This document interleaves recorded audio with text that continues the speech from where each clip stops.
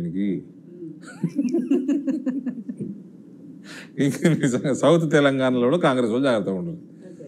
మోడీ అన్నది ఒక మ్యాజిక్ అయిపోయింది. ఆ మ్యాజిక్ ఎంతవరకు వర్కౌట్ అవుతుంది? ఆ మ్యాజిక్ని ప్రజల్లోకి ఎంతవరకు తీసుకెళ్ళదలుచుకున్నారు? బీజేపీ నాయకులు ఓవరాల్గా మోడీకి గిఫ్ట్గా హైదరాబాద్ పార్లమెంటు స్థానాన్ని కూడా ఇస్తాము అని చెప్పి చాలా కాన్ఫిడెంట్గా చెప్తున్న పరిస్థితిలో ఎలాంటి వ్యూహాలతో ఎలాంటి ప్లాన్తో వెళ్తున్నారు? అవన్నీ చెప్పకూడదు అంటారు.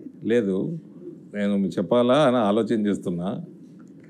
20 సంవత్సరాల క్రితం కాంగ్రెస్ పార్టీ, వదిలేండి తర్వాత మాట్లాడతా, హైదరాబాద్ దాని మీద మాట్లాడదాం. క్యాండిడేట్ ఎవరిని పెడతారో దాని పెట్టినాక చెప్తా. కాంగ్రెస్ పార్టీ వాళ్ళు ఎవరిని క్యాండిడేట్ పెట్టినాక మళ్ళీ ఒకసారి రండి, బయట చేద్దాం. ఓకే, కాంగ్రెస్ పార్టీ నియత్ తెలుస్తుంది.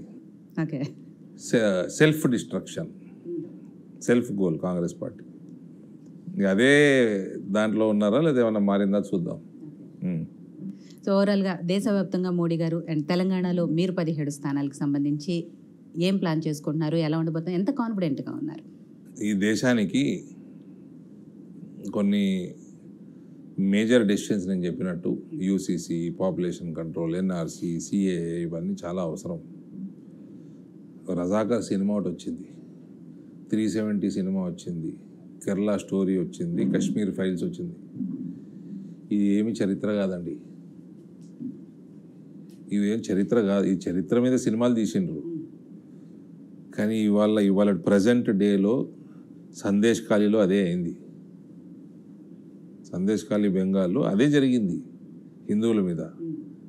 వర్తమానమే ఇది భవిష్యత్తు కూడా ఉండొచ్చు. సో జాగ్రత్తగా ఉండాలి ఇటువంటి మేజర్ రావాలన్నప్పుడు. అందుకే చెప్తున్నా, కొద్దిగా కూడా జాతీయతా భావం కొంచెం ఉన్నా కూడా ఆ మనిషి మోడీగా ఓటేస్తున్నాడు. సో ఎనివే, మీరు ఏదైతే గతంలో ఇచ్చిన హామీలు ఆల్మోస్ట్ నెరవేర్చాను అంటున్నారు. ముఖ్యంగా పసుపు బోర్డుకు సంబంధించింది ఏదైతే ఇచ్చారో